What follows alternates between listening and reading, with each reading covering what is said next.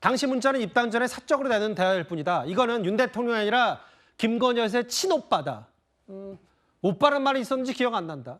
사적 대화라고 하니까 대통령 한 걸 공개해야 되겠다. 이렇게 대통령실의 반응에 바로 하나하나씩 맞받아치고 있습니다. 명태균 씨가. 근데 어쨌든 저 카톡 메시지가요. 그게 경선 때든 언제든지 간에 용산 대통령실은 김건희 여사와 명태균 씨의 사적 관계를 결국 어제 인정한 셈이 됐습니다. 명태균 씨는 친윤계 의원들에게 너희가 뭘 얼마나 아느냐 이렇게 얘기하면서 친윤계 의원들의 반박에도 가세했습니다. 초기 멤버고 6.29 선언하자마자 제가 일정과 메시지를 총괄했잖아요. 대통령실 출입했던 기자들, 그다음에 대선 준비했던 기자들 다 알고 있어요. 근데 이분 알지 못해요, 제가. 대통령을 지칭할 때 저런 이 명태균 씨 카톡에 나온 것과 같은 표현을 쓰지는 않았어요. 아주 사적인 자리였다 하더라도 경선 끝나기도 전에, 그러니까 국민의힘의 최종 대선 후보 되기 전에 명태균 씨와 윤석열 대통령의 관계나 이런 것들은 완벽하게 단절된 상태였다. 명태균 씨가 윤석열 대통령을 본인은 내가 이런 공을 많이 세웠고 막 한때 가까웠다라고 막 이야기를 많이 하고 다녔겠지만 직접 뭔가를 부탁하거나 공적 권한으로 자기 이익을 누리는 것은 불가능했던 거죠. 용산에 있었던 강명구 의원. 이거 용산 해명 맞고 아니 선거 때 뭐 한 표라도 아쉬운 마당에 김건희 여사의 친오빠가 뭐 도우는 거 이거 문제냐. 장해찬 최고위원, 전 최고위원. 김건희 여사가 사석에서도 오빠라는 호칭 안 썼다. 근데 이제 이런 해명 방송을 아마 명태균 씨가 모든 방송, 저희 뉴스탑10 포함해서 모든 방송을 다 보나 봐요. 그러니까 장해찬 전 최고위원이 저런 얘기를 하니까 바로 SNS에 아까 잠시 나갔지만 이런 얘기. 대통령께 물어보고 방송해라. 당신 아는 게 전부가 아니다라는 취지 얘기를 했는데 이게 마치 지금 명태균 씨와 친윤의 싸움으로 번지는 것 같습니다. 저는 이제 예를 들면 강명구 의원 같은 경우에는 본인이 경험한 것만 얘기하잖아요. 예를 들면 본인이 명태균 씨를 본 적이 없다. 그러니까 본인이 아는 범위 내에서는 명태균 씨는 대통령과 이런 접촉이 없었던 걸로 안다. 이 정도는 괜찮은 것 같아요. 그런데 장해찬 전 최고처럼 저렇게 본인이 이제 마치 대통령이 경험한 것을 들었던 것처럼 얘기를 하게 되면 대통령이 그 장해찬 최고한테 이러이러한 사실관계에 대해서 얘기한 걸로 오해를 살 수가 있어요. 그러면 대통령의 반박으로 느낄 여지가 있거든요. 예를 들면 대통령이 실제 단절됐어라고 얘기한 것과 같은 이런 효과가 있을 수 있기 때문에 저는 개인적으로 글쎄요, 본인들이 아는 범위 내에서만 해명을 하는 게 맞고, 물론 저런 카톡 내용에 대해서는 본인들의 생각을 얘기할 수 있어요. 저게 뭐 무슨 문제가 되냐. 경선 당시였고 그다음에 그 당시에는 국민의힘 입당 여부와 관련해서 이준석 대표와 줄다리기 할 단계이기 때문에 이준석 대표와 대통령 측을 둘 다 아는 명태균 씨가 중간에서 어떤 역할을 하는 단계였고 거기에 대해서 그 당시 이제 김건희 여사 측에서 뭐 부탁을 하는 이 정도는 있을 수 있는 일이다. 이 정도의 평가는 괜찮은데 사실관계에 대해서 명확히 내가 들은 양 또는 경험한 양 얘기하는 것은 공방을 키워가는 꼴이다. 지금 저렇게 나오잖아요. 그러니까 사실은 장해찬 최고도 모르는 부분에 대해서 단절된 것으로 안다 이렇게 얘기를 하게 되면 다 알 수는 없겠죠. 장해찬 전 최고위원도 당연히. 예를 들면 이제 단절됐는지 여부에 대해서는 아직까지 대통령 해명 그렇게 해명하고 있는 것이잖아요. 그렇기 때문에 그 정도까지만 얘기하면 되는 것이고 또 다른 논박을 불러오는 해명은 계속 키워가는 거예요. 그러면 명태균 씨 입장에서 보면 계속 양념이 더해지는 거죠. 그러니까 그렇게 하다 보니까 해명하는 것은 친윤 측이라고 평가받는 분들이고 그러니까 마치 이것이 결과론적으로 친윤 대 명태균의 싸움인 것으로 비춰지는 것이죠. 뭐 어제도 김재현 최고위원과 뭐 한바탕 했기 때문에 뭐 이런저런 표현들이 나올 수밖에 없죠. 그러나 사실은 이제 저희가 친한으로 평가받는 분들도 저분에 대해서 많이 논박을 하고 있거든요. 그렇기 때문에 그런 어떤 대립구도의 시각은 저는 동의하기 어렵다 이렇게 봅니다. 명태균 씨는 뭐 특정하지 않았지만 윤 대통령 가깝다고 하는 정치인들을 가리켜서 당신들 서초동 자택에 몇몇 음식점이나 가봤겠지 나처럼 뭐 스피커폰으로 반년 가까이 매일매일 통화할 수 있겠어라는 취지도 얘기했기 때문에 송영훈 대변인, 송 대변인 개인적으로는 오빠가 누구라고 보세요? 상황에 따라 다르겠죠. 대통령실에서 일단 김건희 개인적으로 질문을 드린 겁니다. 대통령실에서 김건희 여사의 오빠라고 설명을 한 것은 예. 알고 있는데 예. 문제는 우리가 그 전체 카카오톡 대화를 다 본 게 아니지 않습니까? 그러면은 명태균 씨가 공개한 그 카카오톡 한 장에서는 그것이 김건희 여사의 오빠일 수 있을지라도 예. 다른 부분에서는 어떻게 대화가 됐고 그것이 어떤 맥락으로 쓰여졌는지 알기가 어렵기 때문에 현재 그것을 예단해서 답변하기는 어렵다고 생각하고 예. 지금 이런 상황이기 때문에 제가 아까 서두에서도 예. 대통령실에서 전면적이고 총체적인 팩트 파인딩을 해야 되지 않느냐. 예. 그리고 선제적으로 발표하는 것이 낫지 않느냐. 그런 말씀을 드리는 겁니다. 순간 당황했다가 잘 빠져나가셨어요. 이렇게 이따 한번 질문을 하나 더 드릴게요. 저 장현주 변호사님, 이런 부분이잖아요. 그런데 이제 용산 대통령실에서 그 SNS 메시지, 카카오톡 메시지 다시 한번 뭐 화면으로 부탁드려도 될까요? 보면서 얘기하는 게 좀 더 이해를 돕기 위해서 뭐 워낙 많은 분들이 보셨겠지만 감사합니다. 저 얘기가 이게 친오빠는 맞고 저기 이제 준석이라는 표현이 나오는데 당시 김건희 여사의 친오빠가 약간의 거친 말로 이준석 대표, 당시 대표를 약간 기분에 상하게 했기 때문에 이거를 명태균 씨가 달래주는 차원이다라는 해석까지 여당에서 덧붙였는데 이걸 장현주 변호사는 어느 정도 동의하세요? 글쎄요, 이 메시지를 두고 여러 가지 해석들이 나오는 것 같습니다. 이 오빠가 누구냐에 대해서도 해석이 여러 가지인 것 같고, 특히나 김건희 여사가 명태균 씨를 달래주기 위한 메시지가 아니었냐, 뭐 이런 이야기들도 여권 측에서 나오는 것 같습니다. 그러니까 뭐 친오빠가 명태균 씨를 봤는데 명태균 씨가 좀 허풍이 있는 것 같다라고 이야기를 해서 명태균 씨가 기분이 상하게 되니까 김건희 여사가 이걸 상황이 악화되지 않게 달래주려던 것 아니었겠느냐, 이렇게 메시지를 좀 해석해 주는 그런 분들도 계시는 것 같은데요. 예. 저는 사실 뭐 김건희 여사가 명태균 씨를 달래주기 위한 것이다, 뭐 그럴 수도 있겠다라는 생각이 듭니다. 예. 다만 왜 달래주기까지 해야 될 정도로 명태균 씨가 얼마나 중요한 인물이었는가에 대해서는 또다시 꼬리에 꼬리를 무는 의문이 드는 지점입니다. 예. 과연 명태균 씨가 도대체 김건희 여사와 어떤 관계였고, 그리고 어떤 역할을 해줬기 때문에 달래주기까지 했어야 됐는지, 이런 부분에 대해서 의문이 들고요. 그리고 그 카카오톡 메시지를 보면 이런 부분이 나오거든요. 제가 명 선생님께 완전히 의지하는 상황이다, 뭐 명 이런 얘기도 선생님, 나오고, 예, 명 선생님 식견이 가장 탁월하다, 이런 얘기가 나옵니다. 그렇다면 김건희 여사에게 있어서 당시에 명태균 씨가 굉장히 중요한 사람이었고 중요한 역할을 했던 것이 아니냐라는 부분을 미루어 짐작할 수 있기 때문에 예. 사실 저는 여권에서 메시지를 두고 여러 가지 해석을 내놓을 것이 아니라 예. 지금 앞서서도 얘기가 나오는 것처럼 대통령실에서 예. 이 부분에 대한 팩트를 빨리 확인해서 선제적으로 대처하는 것이 이 문제를 조금이나마 풀 수 있는 방법이라고 저도 생각합니다. 그러니까 대통령실 해명처럼 저 사람이 그 우리 오빠가 윤석열 대통령이 아니라 진짜 친오빠인 김모 씨 그분이라면 저 카카오톡 내용은 오빠를 꾸짖고 명 선생님을 띄워주는 건 분명해 보이거든요. 그런데 대통령실 말 맞따라 진짜 친오빠라면 이것 또한 간단치는 않습니다. 윤석열 대통령의 선치는 재작년 자꾸 하셨잖아요. 그죠? 그리고 모친도 아주 연로하시죠. 그리고 여동생 한 사람인데 이분은 진짜 그냥 평범한 여성이에요. 그래서 일체를 그냥 어떠한 뭐 자범도 들리지 않잖아요. 그렇지만 이제 김건희 여사 쉽게 말하면 윤석열 대통령 처갓집 식구들은 뭔가 좀 그래도 해보려고 그때 당시는 2021년 이때 정말 특히 그 오빠라는 사람이 전방위적으로 좀 사람을 만나고 다녔어요. 제가 알기로는. 일단 명태균 씨 뭐 본인이 약간의 협박용으로 공개했던 저 카카오톡 메시지를 두고 뭐 어느 언론에서는 저 친오빠가 아니죠. 그러니까 친오빠가 맞다라는 얘기도 했고 아니면 뭐 또 어느 언론에서는 저 오빠가 윤 대통령이다라는 취지 얘기를 좀 섞어서 얘기하고 있거든요. 명태균 씨가. 그런데 아까 김성태 전 의원 여당의 중진인데 김건희 여사의 친오빠도 이 3년 전 경선 과정에서 꽤 광범위한 활동을 했다 이렇게 얘기를 하고 있습니다. 당시에 그 경선 캠프에 제가 속해 있지는 않았기 때문에 정확하게 알기는 어렵습니다만은 언론 보도에 비춰 보면은 뭐 그렇게 보이는 부분도 없지 않아 있죠. 그리고 과거에 그 서울의 소리인가요? 그 이른바 7시간 녹취록 나왔을 때도 그 우리 오빠가라고 하면서 뭐 어떻게 사람을 모으고 뭐 그런 부분에 대한 언급이 일부 있었던 부분이 있습니다. 예. 그렇기 때문에 제가 봤을 때는 아마 김성태 전 의원도 저런 언급을 한 것이 아닌가 싶은데 예. 다만 저기서 왜 그러면은 그 김건희 여사의 오빠가 명태균 씨를 꾸짖었는지 했는지, 그리고 뭐 김건희 여사는 명태균 씨를 달래주기 위해서 본인의 오빠에 대해서 이렇게 낮추는 발언들을 했는지, 이런 것들이 지금 전후 맥락에 대한 설명이 좀 추가적으로 필요해 보이는 부분은 있습니다.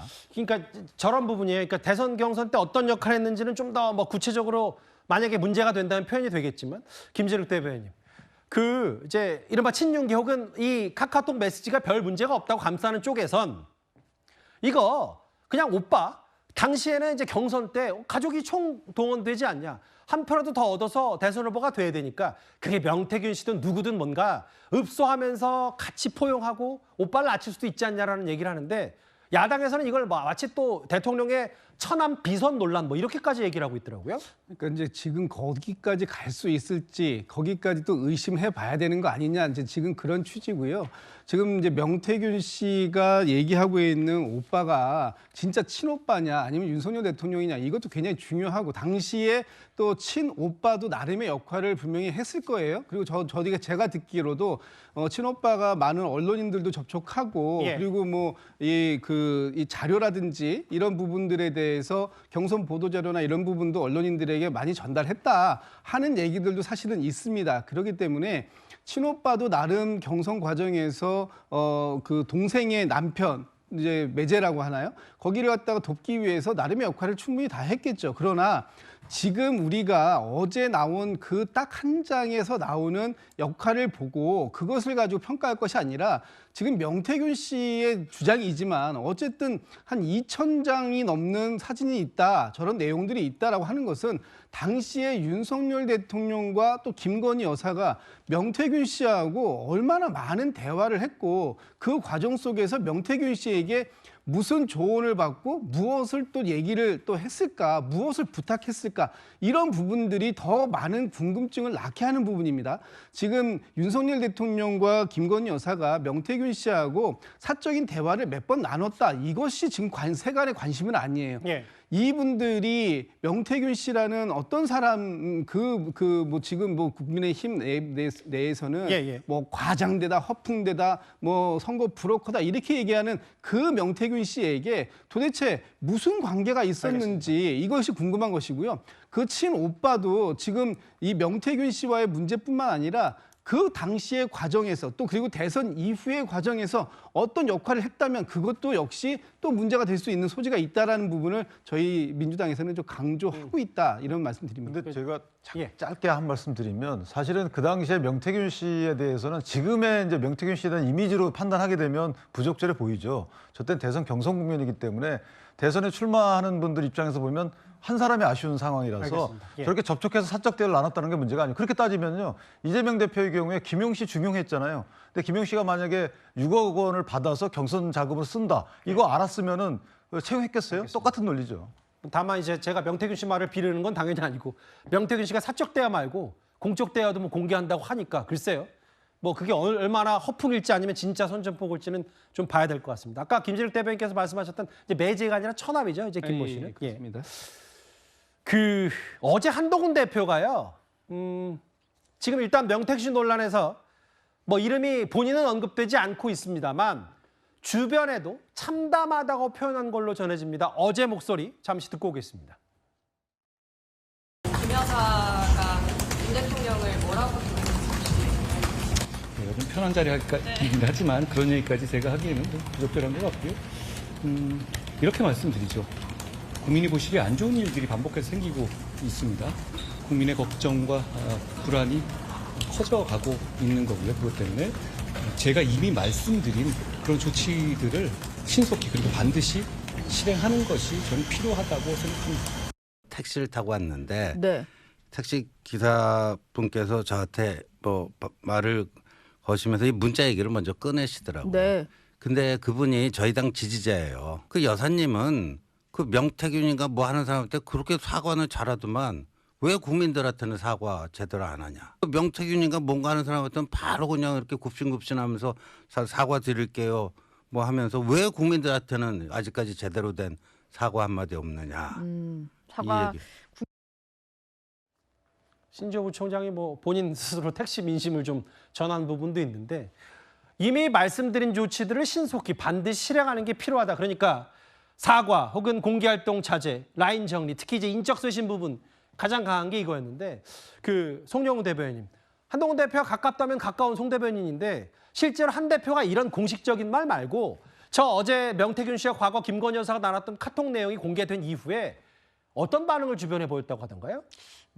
상당히 참담한 심경을 토로한 것으로 저도 알고 있는데요. 지금 한동훈 대표의 성품으로는 제가 봤을 때는 그 참담함에만 머물러 있지는 않고 아마 앞으로 어떻게 그러면은 여권을 재건하고 쇄신하고 변화하게 해야 될 것인가 그걸 고민하고 있을 겁니다. 예. 그러니까 지금 국민들께서는 이 사안 자체도 자체입니다만은 예. 그것을 대통령실과 여당이 그러니까 여권이 총체적으로 어떤 태도로 대응해 나가느냐를 보실 겁니다. 즉 국민들께서는 정말로 이 여권이 그리고 보수 진영이 변화하고 성찰하고 쇄신할 의지가 있느냐 그것을 주시하고 계실 것이고 아마 그 주시하고 있는 거의 마지막 시간일 수도 있다. 저는 그렇게 생각이 되거든요. 그렇기 때문에 한동훈 대표도 이 상황 자체가 본인은 명태균 씨와 엮여있지 않지만은 그렇다고 해서 좋아할 수 있는 상황이 전혀 아니지 않습니까? 그러니까 뭐 참담한 신경을 가지고 있겠지만 거기에 머물러 있지 않고 그 실행 방안에 대해서 아마 지금 깊이 강구하고 있을 것이다. 저는 그렇게 보고 있습니다. 윤기찬 부위원장님, 신지호 부총장에게 아니 명태균 씨가 그렇게 사과 잘하더니 국민들한테 사과 왜 안 하냐 이거 어떻게 보셨어요? 뭐 택시기사분이 그렇게 얘기할 수 있죠. 그런데 거기에 대한 신지호 부총장이 택시기사한테 뭐라고 했는지 궁금해요. 거기에 대해서 사실은 당을 위한다 그러면 당정 간에는 여러 가지 이제 뭐 직원도 하고 뭐 건의도 하고 해야 되지만 거기에 대해서 여러 가지 앞으로 하실 거라든지 뭐 저희가 최대한 설득해 보겠습니다라든지 이렇게 해서 지지자분을 잃지 않도록 노력을 더 하셨는지 그래서 사실 묻고 싶고요.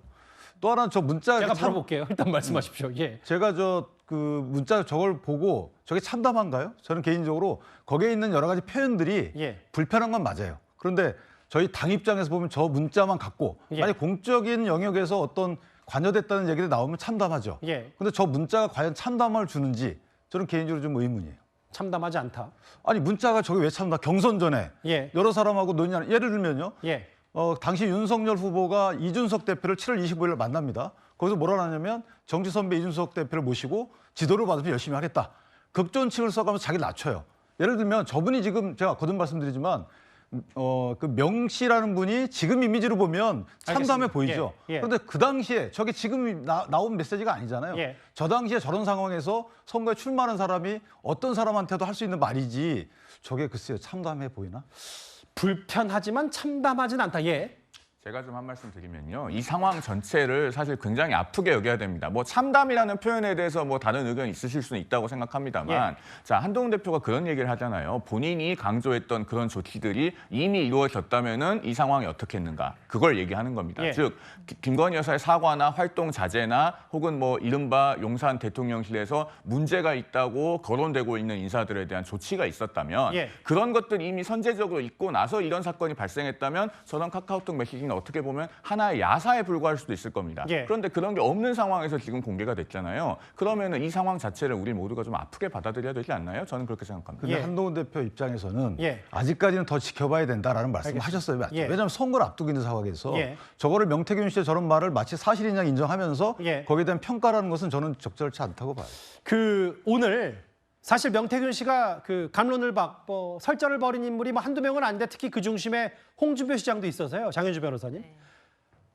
아마 이게 뭐 당분간은 뭐 마지막 했을 때 뭐 그건 전 당당할 수 없어요. 근데 일단 홍 시장이 이런 정리를 했어요.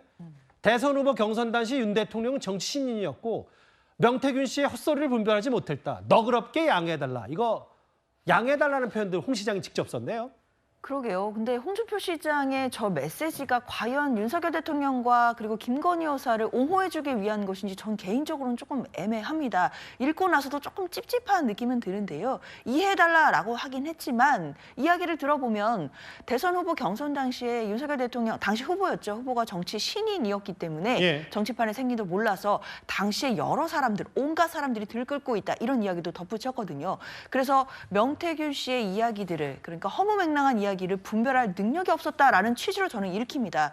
따라서 이것은 윤석열 대통령을 도와주려고 하는 것처럼 보이기는 하지만 사실상 내용을 들여다보면 윤석열 대통령이 당시 후보로서 정치판을 제대로 몰라서 이런 허무맹랑한 이야기를 분별할 능력도 없었다라는 것처럼 들리기 때문에 저는 이런 옹호를 과연 대통령실에서 좀 뭐 도와주고 있다라고 긍정적으로 생각할지 아니면 오히려 불쾌하게 생각할지 좀 의문이 들고요. 이럴 때는 뭐 홍준표 시장뿐만 아니라 여권 내에 있는 모든 인사들이 지금 계속해서 이야기에 살을 붙일 것이 아니라 예. 빠르게 대통령실에서 이 부분에 대한 팩트 체크를 해서 수습할 거라서, 논란을 예. 그렇죠. 수습할 수 있는 그런 또 얻은 실마리를 마련해야 되는 것 아닌가 그렇게 생각합니다. 일단 1차적인 첫 단추를 아마 국민의힘이 끼울 모양이에요. 명태균 씨가 사실상 운영한 걸로 알려진 그 여론조사 업체 당원 명부 유출 의혹 이거에 대해서 당무 감사를 하겠다는 게 국민의힘의 얘기인데요. 이거 국민의힘 송영훈 대변인께 질문을 드려야 될 것 같은데 이거 여론조사를 맡겼는데 이게 뭐 공표됐든 아니든 돈이 안 빠져나갔으면 정치자금법 위반 소지 있다. 명태균 씨 불러서 이걸 조사하겠다는 겁니까? 명태균 씨가 부른다고 오지는 않겠죠. 다만 저것은 이제 어떤 문제가 있냐면은요. 정치자금을 사용을 하고 나서 우리가 선거 비용은 회계 보고를 하지 않습니까? 예. 거기에 그 지출 내역이 남아 있습니다. 그러면은 거기서 지금 여론조사 비용을 해당 업체에 지출한 내역이 없으면은 정치자금법 위반 소지가 있을 수도 있는 것인데 다만 거기서 사실관계 몇 가지 가능성이 또 있습니다. 그러니까 지출을 했는데 단순히 회계 보고에 누락된 것인지 아니면은 그 기출 자체가 없었고 채무를 부담한 것도 없어서 정치자금 위반 소지가 있는 경우인지 이런 것들을 좀 나눠서 봐야 될 것 같고요. 예. 그 정당의 자체 조사가 가능한 영역이 있고 또 가능하지 않은 영역도 있습니다. 방금 앵커께서 말씀하셨듯이 명태균 씨를 부른다고 국민의힘에 오진 않을 것이기 때문에 그런 부분에 관해서 조사의 영역이 미치지 못하는 부분이 있으면은 그것은 경우에 따라서는 뭐 고발이나 이런 부분이 검토될 수도 있을 것 같습니다. 근데 여론조사 얘기가 나왔으니까 일단 당 차원에서 뭔가 조사를 좀 해보겠다는 얘기는 송 대변인께 들었고 윤기찬 대변인 이어가잖아요. 명태균 씨가 그러니까 윤석열 당시 후보 쪽에 붙어서 여론을 좀 주무르고 만졌다라는 얘기를 지금 홍 시장이 했고 근데 제가 지금 선뜻 홍 시장의 말이 바로 이해가 안 되는 부분이 뭐냐면 그거 봐라 나 알았는데 눈 감아줬고 지금 와서 보니까 문제가 있다는 취지를 얘기했다가 오늘 홍 시장의 SNS에 아까 뭐라 그랬냐면 윤 대통령이 당시 정치 잘 모르고 초년병이었고 정치 신인이었으니까 명태균 씨 헛소리 휘둘렀다. 그러니까 홍 시장이 뭔가 갑자기 참전했다가 빠지는 느낌이 들어서 이걸 저희가 어떻게 좀 받아들일까요? 저게 이제 저는 저걸 유심히 봤는데 저게 어떤 의미가 있을까? 예를 들면은 만약에 이제 명태균 씨가 얘기한 것처럼 저런 조작 여론조사, 아니 뭐 가중치를 잘못 부여했거나 어쨌든 정확지 않은 여론조사를 한 목적이 뭘까를 생각해 보면 목적이 저는 딱 와닿지는 않아요. 예를 들면 저기 경선의 실제 여론조사 과정에 저럴 수는 없는 거고 그다음에 예비 경선에서 저럴 수는 없는 거고 그랬다면 큰일 나는 것이죠. 그렇다면 만약에 윤석열 후보 측에서 저걸 부탁할 리도 없는 거죠. 본인이 알면서 그걸 더 플러스되게 나오게 해달라고 할 이유는 없는 거죠. 미공개 여론조사가 많기 때문에. 그럼 만약 공개된 여론조사 저런 걸 했다. 그 이유는 뭘까? 예를 들면은 후발주자가 또는 이제 지지율에서 뒤처지는 그 주자가 밴드웨건 효과를 위해서 저렇게 하는 경우는 있는데 그 당시에 보면 또 윤석열 후보가 그런 위치는 또 아니었어요. 그러니까 저 부분은 조금 더 공방 과정에서 나와야 알겠지만 일단은 목적성을 저는 이해하기 어렵다. 아직까지는. 실제 저렇게 행해졌는지 모르겠지만 그 목적성에 대해서 이해할 수 없는 상황이다. 아직까지는. 그렇게 생각합니다. 일단 홍 시장은 윤 대통령은 정치 신년직기였는데 좀 양해해달라는 표현을 썼고 다만 한동훈 대표 가까운 쪽에서는 특히 어제 대통령실의 그 친오빠 해명에 대해서 아니 정말 만약에 다른 얘기 나오면 어떻게 할 거냐. 저 대응이 뭐냐라는 비판까지 지금 쏟아내고 있으니까요. 알겠습니다.